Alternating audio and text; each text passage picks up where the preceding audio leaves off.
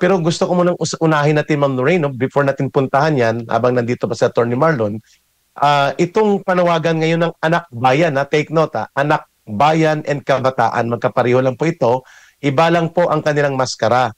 Iisa lang ang tuhog nito. Pareho po ito mga front organizations ng CPP, NPA, ND, nagre-recruit ng kabataan upang gawing mga New People's Army at mamamatay ang ating mga kabataan.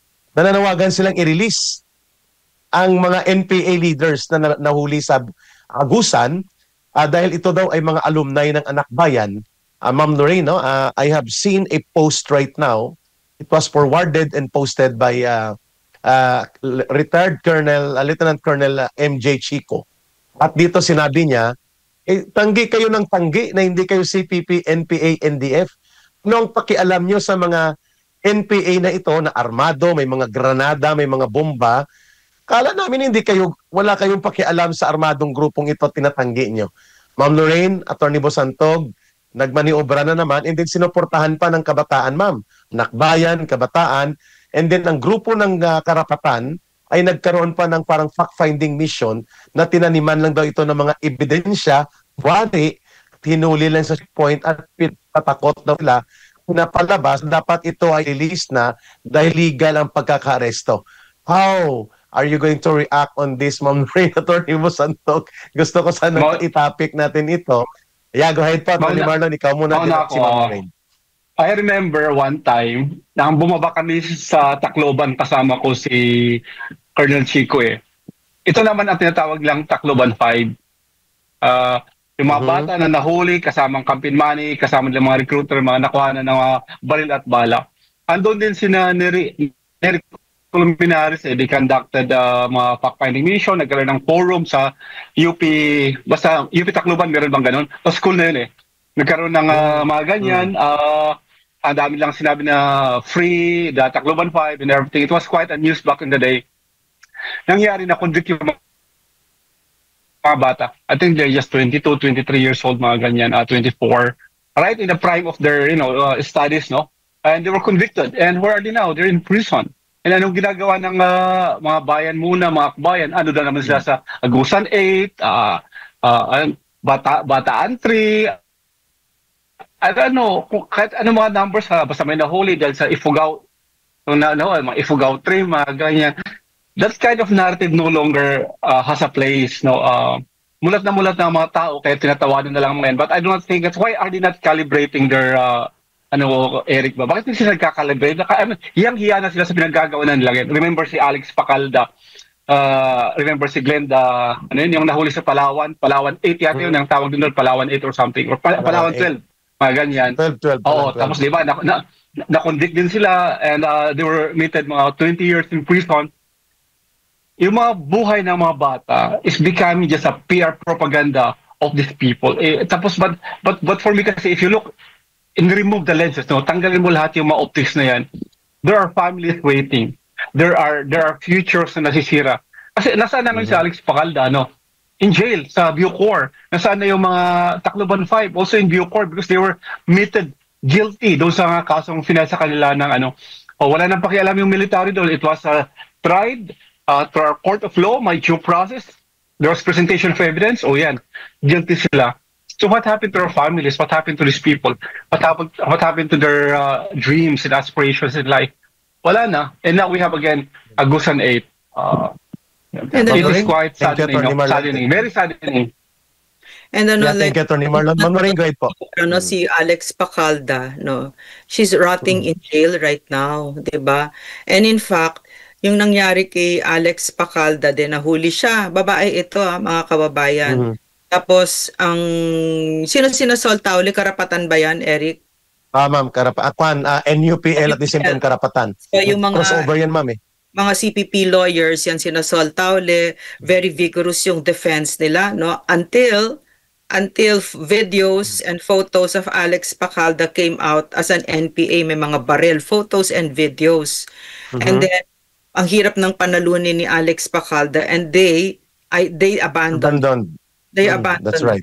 Wala na siya. So ngayon, this 20-plus-year-old woman, young girl, wala na, her dreams are dashed. She's in prison. Pero Pero itong sila Nery Colmenares, pataba ng puwet, 'di ba? Yan sila, yan si Conchitino, siguro nagpapagluta din katulad ni ACT, no? Mga ACT people, yan si Rene, ganyan din, no? Ang komportable ng buhay, no? Napaka-komportable. Yeah. But it's not just Alex Pacalda who's rotting in jail right now dahil nag-NPA at nahuli.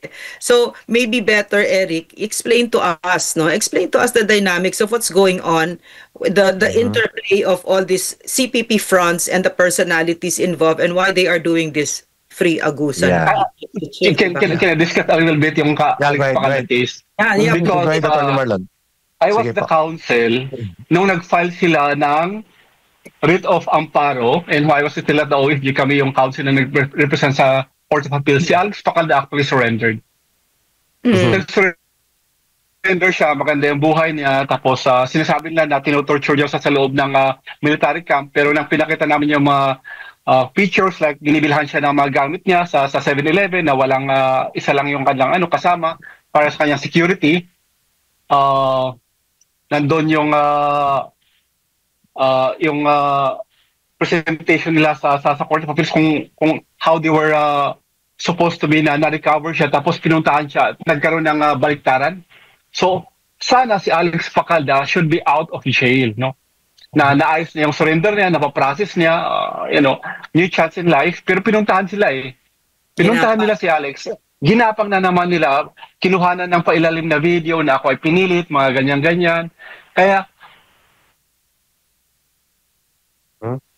medyo nag-hang up yung signal ni So Attorney Marlon. Narinig sana nila yung sinabi ni Attorney Marlon. So, okay na sana si Alex, kaya lang ginapang na naman ng mga CPP operatives. Ayan sila Sol Taule, para bumaliktad ka ulit. Sabihin mo na talagang pinilit ka, hindi ka nag-surrender, salbahe ng army sa inyo, Ginawa niya, Yeah. pero nasentensyahan siya. Yeah, Yes. totoo yan, Ma'am Lorraine, no? Attorney, no? Habang bumalik si Attorney Marlon, you're saying, ito kasi na sundan ko rin, may affidavit of surrender ito, and then nagko-cooperate na ang kanyang, I think, tatay. Pero Yes. after 3 days yata, natunugan ng karapatan, nag-sneak in sila, kunwari ay nanay yata o kapatid ang dinala, pero mga karapatan at NUPL na pala. Tapos nagkuha sila ng patago na parang salaysay ni Alex Pacalda. Tapos yung tatay nagulat na lang na nagbaliktad yung deklarasyon niya at itinuro niya na tinotorture sa tinatakot siya. At mali yung kanyang affidavit of surrender. So napilitan ngayon ang gobyerno, to make it short, Attorney Marlon, if I am correct, please sustain or rectify my statement hinggil dito, na i-full trial siya. Kasi hindi na siya nagko-cooperate, no? At isa sa mga nagkumbinsi sa kanya, ma'am, itong grupo ng NUPL at Karapatan na bumaliktad sa patago at pailalim na video niya. So ngayon, nagtiwala ang tatay kay sinabihan siya na mananalo tayo. Huwag kayong mag-cooperate kasi delikado ang anak ninyo. Ngayon, to make the story short, reclusion perpetua yata, attorney, ang naging desisyon ng korte. Reclusion perpetua. So, wala choice, ma'am, ang gobyerno kung hindi i-present ang ebidensya, i-present ang mga testigo, because Alex Pacalda, naiwan po ito, ma'am, sa isang bahay. It was an actual military operation. Tumakbo ang mga kasama niya, naiwan siya, hindi siya naka-atras. And or Alex Pacalda nagpaiwan siya. nagpaiwan. As hindi na yata makatakbo, attorney, na nervyo, something. Ma'am Lorraine. And she came from the organization of College Editors Guild, Anak Yes. Bayan, nag-LFS din. Sa Quezon Province pa ito, mga kababayan. Yes, Ma'am Lorraine. Hindi, si attorney wanted, can you Okay. maybe complete the attorney, kasi important. Yes, tama yan. Tama yan, no? Parang ang tawag sa kanila is a peasant organizer and Quezon Province. Sabi ko, in what way that you could be a peasant organizer, no? Parang mga tipong mga ganyan, mga magaganda, matalinhagang mga pananalita, no? Tutuyos.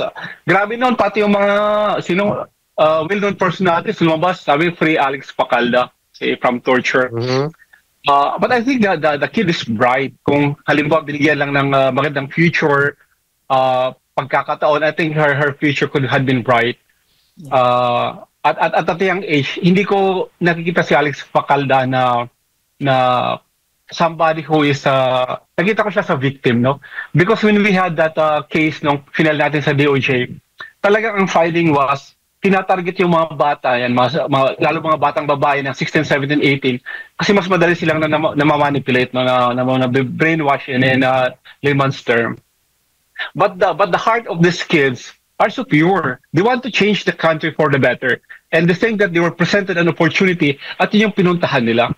Kaya andito yung mga taong halimbawa sila Sol Tauli, mga ganyan, na I think he was the one who convinced baka Alex Pacalda to renege on her surrender. Kaya na-process siya. And Alex Pacalda now is in jail. So parang sabi ko 20 years of your life. Yeah. Ma'am Lorraine, Pero walang gusto kong dagdagan yung accountability tanong sa kanila. niya. Attorney Marlon, gusto kong dagdagan sa tanong ni Ma'am Lorraine sa pagpapaliwanag. Kasi the same ma'am ang kanilang pattern dito kay Glenda. Mga karapatan group naman ito sa Palawan. The same ang pattern po nila sa, naalala mo ma'am si Kirima Tariman. Yeah. Tsaka si Yeah. Erickson Acosta. Mga Yeah. matatalas na manunulat. Ito ma'am ng UP Collegian. Yeah. Yeah, UP Collegian. Magagaling magsulat talaga. Writers talaga. At naabutan ko pa ito, junior sa amin ito. Pero kilala ko itong dalawa, si Kirima at saka si Erickson. Same ang kanilang claim ng anak bayan, nila Renato Babarilles. They are peasant researchers. They are human rights documenters for human rights and militarization issue sa Negros. Si Glenda, ganon din sa Palawan. Ganon din dito kay Alex Pacalda. Same pattern ngayon dito sa 8 mga nahuli na mga CPP, NPA, NDF na kabataan, kasamang anak nila Mrs. Espina, ma'am, dito si Louvain at si Charis Banyes, no? Na dating UP Student Regent. Sa tanong mo, Ma'am Lorraine, bakit hindi nagbabago ang ganitong narrative? And yet, pinapanindigan nila. And Eric, sige, ma'am, go ahead. And the interplay of the fronts. Yes. Nagsasaluhan sila ngayon di ba? Okay. Tama kami. Okay. Anak bayan po, ang Kabataan Party, ang LFS, sila po mga front organizations na nagsisimula ang recruitment.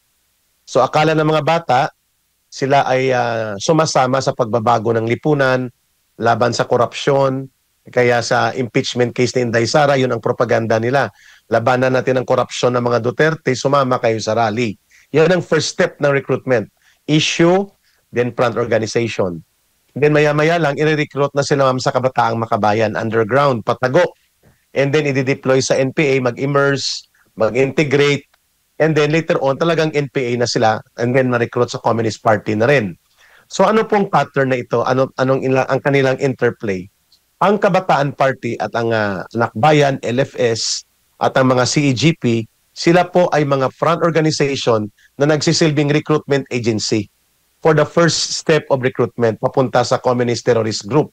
Number 2, may underground na Kabataang Makabayan, lihim at patago. Then mayroon silang mga support units. Pag nag-NPA na po sila, kailangan po nila magkaroon ng cover. Kaya nga nila ini-insist, Attorney Marlon, Ma'am Lorraine, ang na legal front sila or legal above ground organization sila. Itong rapatan, itong NUPL. Ang rapatan at NUPL po, ang purpose na ganila, Ma'am Lorraine, Marlon, ay hindi para sa human rights ng taong bayan, kundi para sa pagtatanggol, paggamit ng batas at mga abogado upang ipalusot, pagtakpan at mapabswelto ang mga nare-recruit nilang kabataan na nahuhuli o mga grupo ng mga CPP, NPA, NDF na naaabutan ng military operation.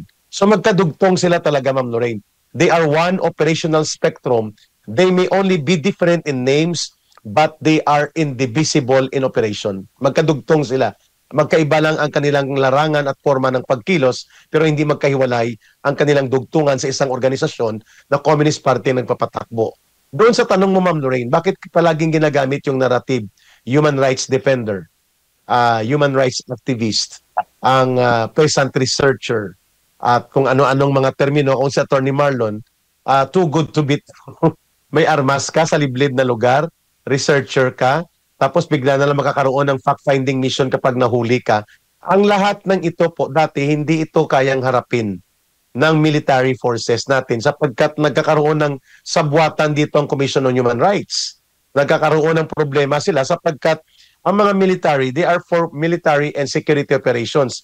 Pero pagdating sa legal offensive, kulang sila until mabuo sa panahon ni Pangulong Duterte ang comprehensive program na whole of government approach itong NTF-ELCAC.